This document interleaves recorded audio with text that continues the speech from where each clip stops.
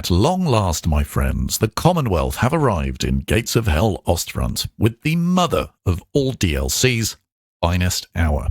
In this video, you'll see select gameplay clips to showcase Finest Hour, along with a summary of the content included, spoiler alert, it's a lot, and finally my overall impressions, having clocked several hours with this DLC so far, and some thoughts on pricing too.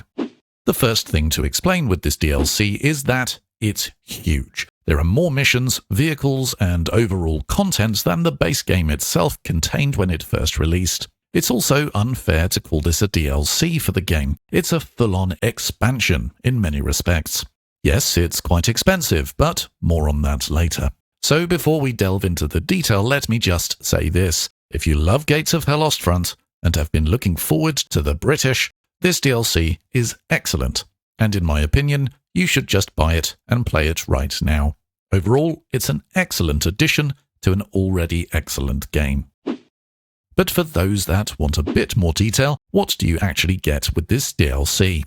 The headline is the Commonwealth campaign, containing 7 scripted missions and 3 skirmishes, which stretch right from the beginning of the war as the Germans employ their blitzkrieg tactics in the war for France, right up to the final fights in Germany.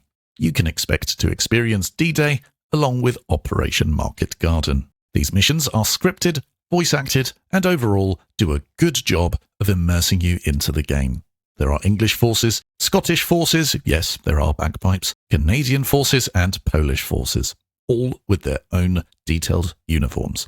There are 170 new vehicles, and let's bear in mind, you're lucky to get 1 new vehicle in Company of Heroes 3. Sorry, not sorry. Along with the Commonwealth campaign, there is also a new German campaign, containing 5 scripted missions and 1 skirmish. Again, going from the early war right up to the end of the war.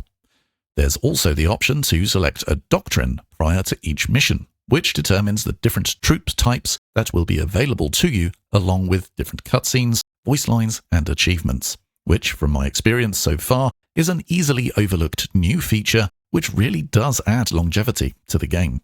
There are 20 brand new Western Front multiplayer maps, as well as 25 new Conquest maps too.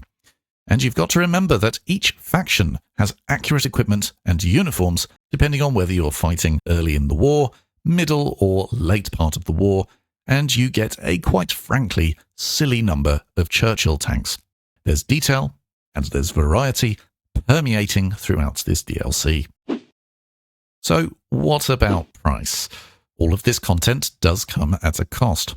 As DLCs go, this is an expensive one. Personally, I think it's worth it, but I love this game, and clearly I'm biased towards the British, so this is double excitement for me.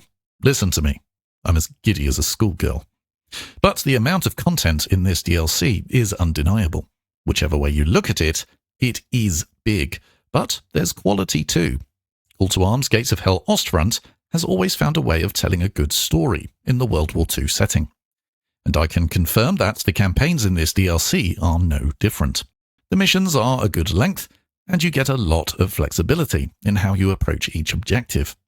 Although they've always told a good story, I always felt Gates of Hell Ostfront looked a bit rough around the edges, but the game is going from strength to strength in that department too. So whichever way you look at it, yes, this is an expensive DLC to buy, but personally, I think it's worth it. However, saying that, it's worth checking out the bundled deals, even if you already own the base game, as it may be possible for you to pick up the DLC a little cheaper that way. Overall, the reviews so far are very positive. However, there are reports of an issue with the dynamic campaign research line being blocked if you don't have the airborne DLC. That is, a separate DLC essentially stopping you from progressing in this DLC's research line due to a singular locked unit. I can't imagine it will take them long to sort this out. Indeed, I can see the developer has responded to say this is a bug that will be sorted ASAP.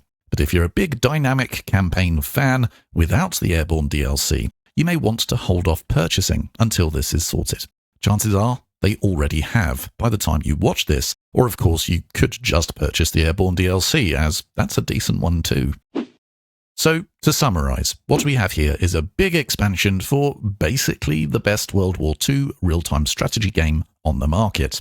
We have the British, which I know will excite many of you. There's lots of detail, plenty of new campaign content, but also a ton for multiplayer and conquest players to get their teeth into as well. Other than a few niggles here and there, I can only describe this DLC as a big win for Gates of Hell Ostfront. Now, if you'll excuse me, I've 17,000 paratroopers to drop behind enemy lines. If you have any questions about Gates of Hell Ostfront, please feel free to ask, or if you already own the game and have some additional information you'd like to add, please let us all know in the comments below. If you found the video useful, please leave a like for the algorithm gods, and if you enjoy RTS games, grand strategy, city builders, or simply this style of review, consider subscribing for more content, and I'll catch you in the next one. See ya.